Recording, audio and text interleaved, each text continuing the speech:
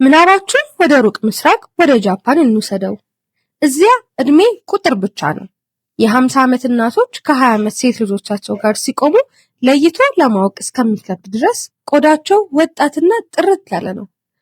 ብዙዎቻችን ይሄንን ስናይ ታድለዋል፣ በዘር የመጣ ነው ወይም ደግሞ ውድ የሆኑ የኮሪያና የጃፓን ክሬሞችን ስለሚጠቀሙ ነው ብለን እናስባለን። እውነቱ ግን ሌላ ነው።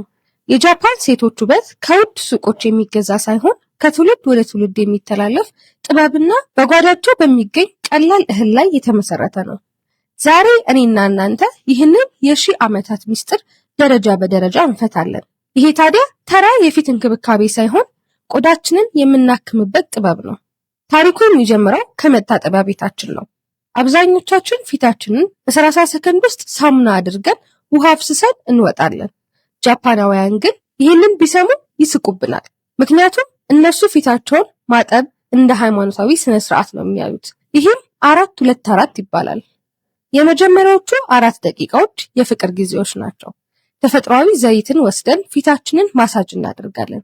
ለምን ዘይት ብላችሁ ከጠየቃችሁ፣ ምክንያቱም በቆዳችን ቀዳዳዎች ውስጥ ተደብቀው ፊታችንን በጠቆረ ቆሻሻ ሊወጣ የሚችለው በሌላ ዘይት ሲታሽ ብቻ ነው። ሳይንሱ ዘይትን ያሟሟል ይላል። 4 ደቂቃ ሙሉ ቆዳሽን ስትዳብሹ እፎይ ዛሬ ደረሽልኝ የሚል ስሜት ይሰማሻል። ከዚያም ለ2 ደቂቃዎች ያህል ያንን ዘይት በለስላሳ ሳሙና አረፋ እናጥለቀልቀዋለን። መጨረሻ ላይ ለ4 ደቂቃዎች በውሃ እንለቃለቀዋለን። መጀመሪያ ለብ ባለ ውሃ ቆሻሻውን እናወጣለን። በመጨረሻ ግን በቀዝቃዛ ውሃ ቆዳችንን ሎክ እናደርገዋለን። ታዲያ በዚህ ቅጽበት ነው ደምሽ መዘዋወር የሚጀምረውና ፊትሽ እንደ መስታወት ብሩህ መሆን የሚጀምረው። አሁን ደግሞ ወደ ዋናው ሚስጥር እንሂድ። ይሄ ታሪክ የሚጀምረው በጥንታዊ የጃፓን የሩዝ መጠጥ ፋብሪካ ውስጥ ነው። ሳይንቲስቶቹ አንድ የሚገርም ነገር ታዘቡ። በፋብሪካ ውስጥ የሚሰሩ ሰራተኞች ፊታቸው በፀሐይ አርጅቶና ተጨማዶ ሳለ እጃቸው ግን ልክ እንደ ሕፃን ልጅ ለስላሳና ጥርት ያለ ነበር።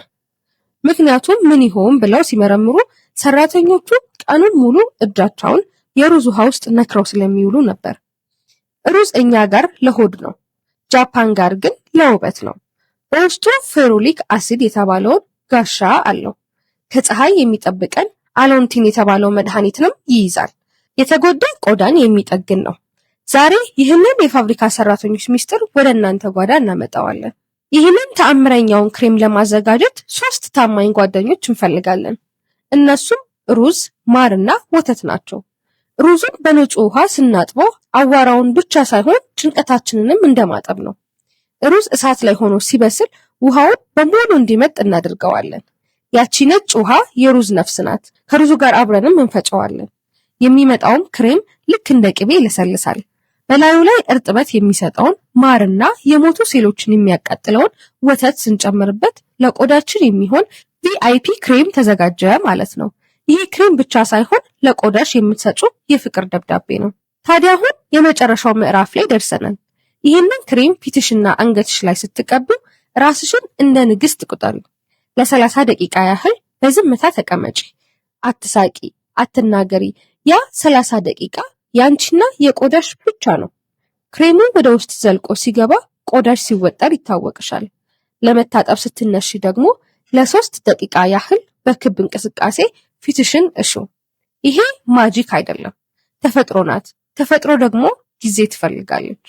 በሳምንት 2 ጊዜ ለ1 ወር ብቻ ይህንን ጉዞ አብረሽኝ ከተጓሽ መስታወት ውስጥ ስትመለከቺ የምታያት ሴት ማን እንደሆነች እስከምትጠራጠሪ ድረስ ለውጡ ያስገርምሻል። ውበትሽ የውስጥሽ ሰላም መገለጫ ነው። ይህንንም የጃፓናውያን ጥበብ ሞክሩት፣ ውጤቱንም ንገሩኝ። በሚቀጥለው የውበት ጉዟችን እስከምንገናኝ መልካም ጊዜ።